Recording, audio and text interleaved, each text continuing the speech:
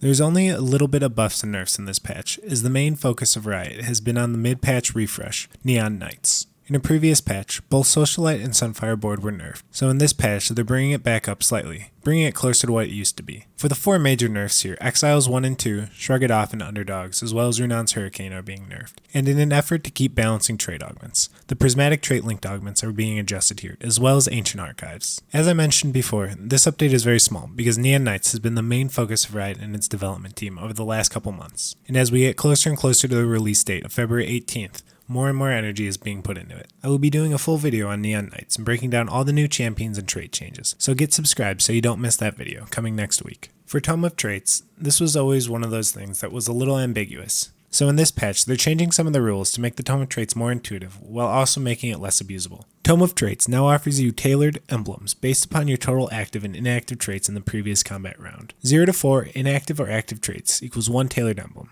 5 to 6 inactive or active traits equals 1 tailored emblem. 7 to 8 gives you 2 tailored emblems. 9 and 10 give you 3 tailored emblems, and 11 or more inactive or active traits gives you 4 tailored emblems. For the prismatic trait linked augments, before, going and committing to a full build, and by the 2nd or 3rd augment you get offered a crown that completely switches things around or isn't really useful for the build that you committed to. So they're changing a bit of this here. Prismatic Crown and Soul Augments are no longer offered as a 2nd or 3rd augment choice, unless you have the first trait tier active. For example, Arcanist 2 must be active to be offered Arcanist Crown, and there are 2 exceptions here. You can be offered Mutant Crown with 2 mutants in play, and you can also be offered Mercenary Crown with 2 mercenaries in play. For large changes to augments, as touched on before, Tome of Traits has been lowered in power and bumped down to a silver augment accordingly.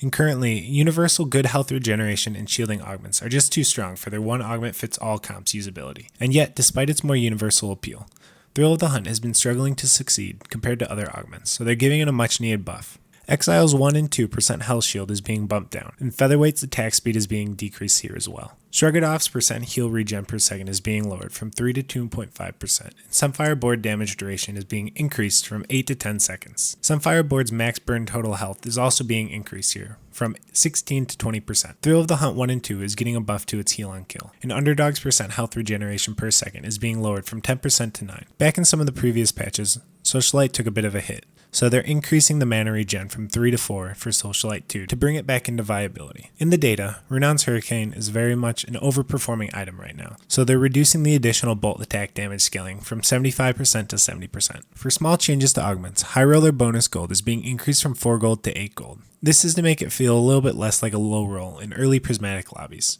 Knife's Edge attack damage is being tweaked a little bit and decreased down at levels 2 and 3. And Mercenary and Socialite Heart no longer grant 1 gold. Windfall Gold is being increased at level 1 from 15 to 18. For the small changes to traits, Bodyguard Armor is being increased at levels 2 and 4. An Innovator 7 Mechanical Dragon bonus crit strike damage buff is being decreased from 40% to 30%. Even though Swain has been nerfed recently, he's still a little bit too powerful, so they're giving him a slight max mana nerf here. As well as those changes, there are a few changes here to fix some bugs. Innovator Heart no longer incorrectly states that it grants a singe. High-end shopping unit odds now reflect the changes from patch 12.2 at levels 8 and 9.